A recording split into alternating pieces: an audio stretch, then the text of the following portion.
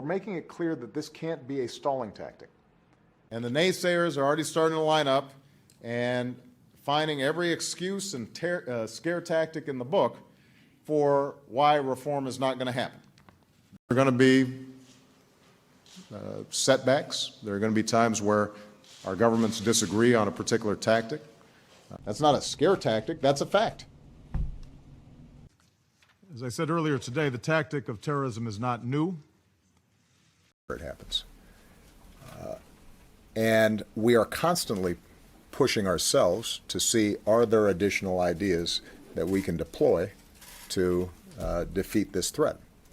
Now, it is important that we recognize terrorism as a tactic has been around for a long time.